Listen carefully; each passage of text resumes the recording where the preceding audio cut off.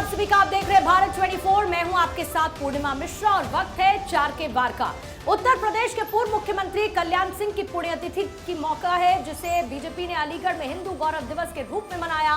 BJP के गौरव दिवस को उत्तर प्रदेश में बीजेपी के मिशन 2024 के शंखनाद के तौर पर देखा जा रहा है। अगली खबर आपको बताएंगी मेरी सहयोगी शिखा ठाकुर। 4 के बार में दूसरी खबर का जिक्र करेंगे। कांग्रेस नेता प्रमोद कृष्णम की नाराजगी से जुड़ी हुई ये खबर। कांग्रेस वर्किंग कमेटी में जगह न मिलने पर आचार्य प्रमोद कृष्णम ने नाराजगी जाहिर की है। आचार्य प्रमोद कृष्णम ने बिना नाम लिए कांग्रेस पर कई गंभीर आरोप लगाए। पूरी डिटेल आगे दूंगी। अगली बड़ी खबर के लिए रुक करते हैं पूजा का।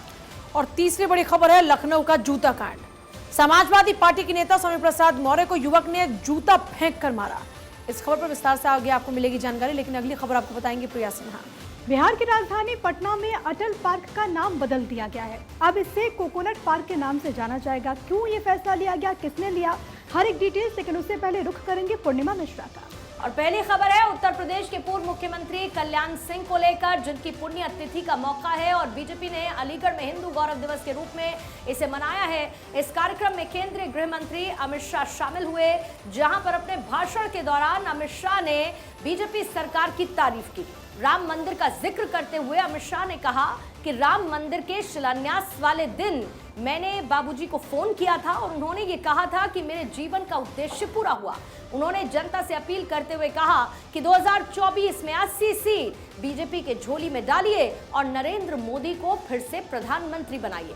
अपने भाषण के दौरान अमित शाह ने कहा कि कांग्रेस पार्टी आजादी के बाद से श्री राम जन्मभूमि के मसले को अटका रही थी, भटका रही थी, लेकिन प्रधानमंत्री नरेंद्र मोदी ने श्री राम जन्मभूमि के मसले को कोर्ट का निर्णय आने के बाद बिना देर के प्रभु श्री राम मंदिर का भूमि पूजन किया।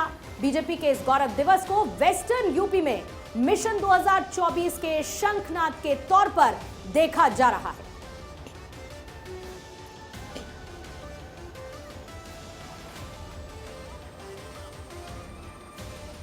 और इसी के साथ सबको आनंद है कि नरेंद्र मोदी जी के नेतृत्व में 2024 के शुरू में ही रामलला 550 साल के बाद अपने निज घर के अंदर, अपने भव्य मंदिर के अंदर विराजेगी। और उस दिन दुनिया भर के राम भक्तों को एक संतोष और गौरव का भाव आएगा।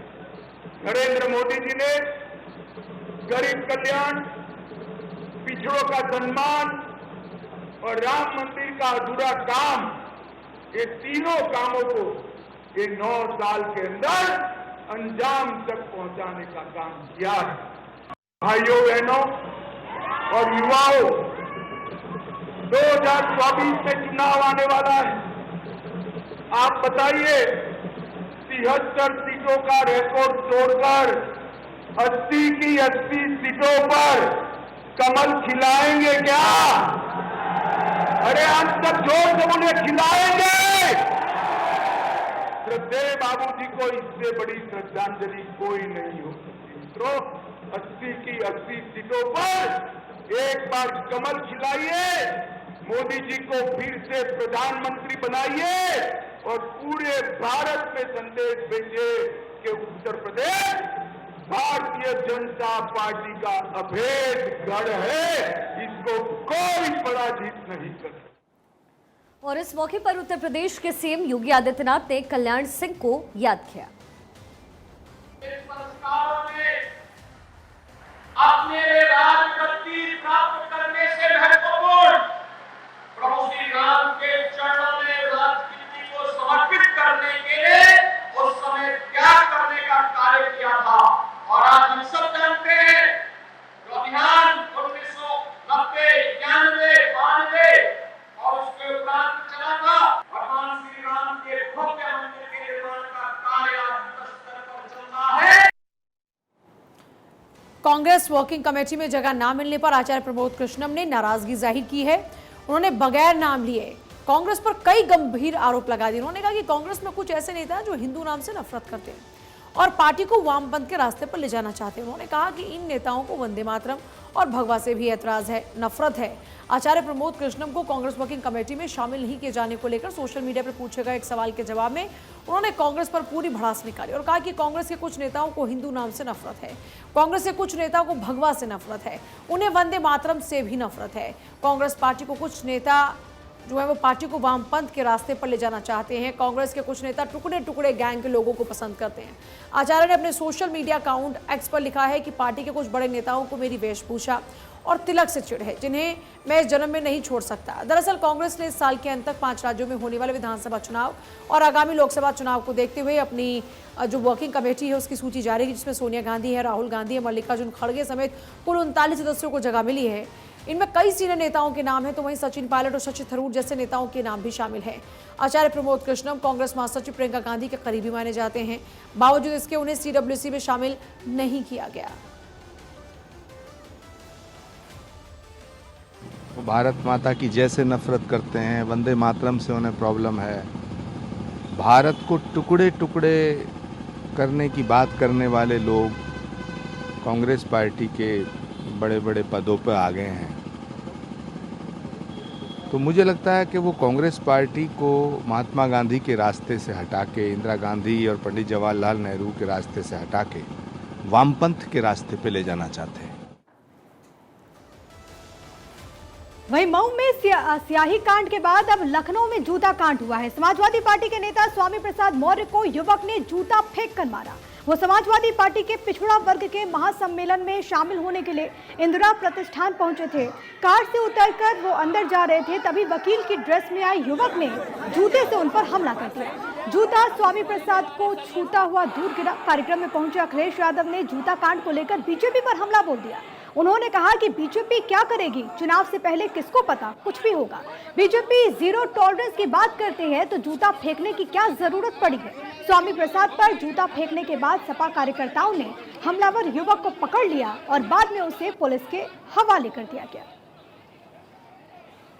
तस्वीरें आपकी टीवी स्क्रीन पर। और कुछ दिन पहले ये देखिए, ये दारा सिंह चौहान है, बीजेपी के प्रत्याशी और जैसे ही यहाँ पर वो पहुंचे थे तो स्याही कांड हमें देखने को मिला और उसके बाद ठीक यूपी में आज के दिन जूता कांड देखने को मिला है और इसको लेकर विपक्ष हमलावर है और निशाने पर है बीजेपी सरकार। अखिलेश यादव ने भी इसको लेकर बीजेपी को जमकर घेरा और वो कह रहे हैं कि आखिरकार यूपी में क्या हो रहा है।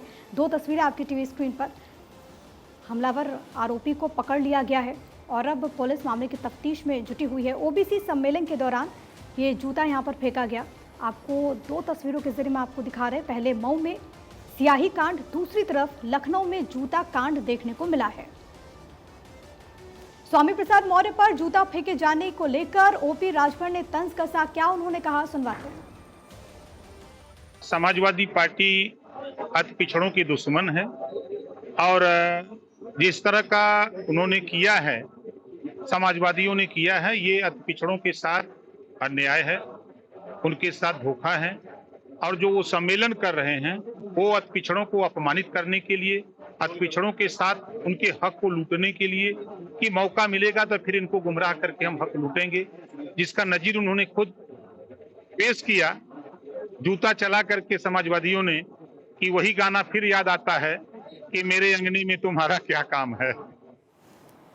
बिहार के वन्य एवं पर्यावरण मंत्री तेज प्रताप यादव इन दिनों लगातार पार्क का उद्घाटन कर रहे हैं। तो पटना में तेज प्रताप यादव ने पूर्व प्रधानमंत्री अटल बिहारी वाजपेयी के नाम पर मौजूद अटल पार्क का नाम बदलकर कोकोनट पार्क रख दिया है। लेकिन खास बात यह है कि इस पार्क में आज भी दिवंगत पीएम अटल बिहारी वाजपेयी की मूर्ति मौजूद है। राजनीतिक रूप से तेज प्रताप यादव का ये कदम, जिससे सियासत गर्मा गई है और बीजेपी की तरफ से भी इस पर नाराजगी जाहिर की गई। बीजेपी का कहना है कि बदले की भावना जैसा है। बीजेपी ने कहा कि एक तरफ नीतीश कुमार श्रद्धा से अटल बिहारी वाजपेयी के समाधि स्थल पर जाकर उनको नमन करते हैं, तो उन्हीं की सरकार के वन एवं पर्यावरण मंत्री इस तरीके की हरकत करते हैं। आपको ये भी बता दें कि हाल ही के दिनों में तेज प्रताप यादव ने कई पार्क्स का उद्घाटन किया है।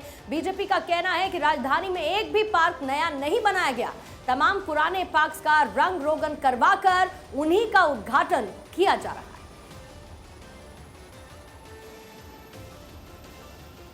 दो तस्वीरें इस वक्त आपके सामने हैं। अटल पार्क का नाम बदलते हुए तेज प्रताप यादव ने कोकोनट पार्क रख दिया है और अब इसको लेकर सियासत गरमाई हुई है।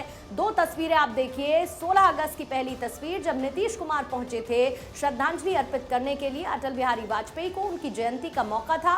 दूसरी तस्वीर आज की है जब आज अटल पार्क का नाम बदल दिया गया।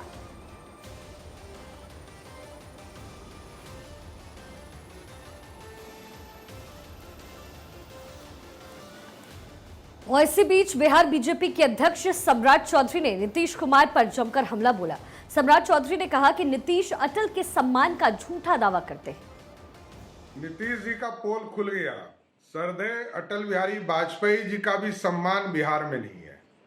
आज देखिए पटना में उनका एक मूर्ति लगा हुआ है, जहां कई सालों से वो पूरा पार्क बना हुआ है और सरदेय अटल बिहारी वाजपेयी जी के नाम पर है।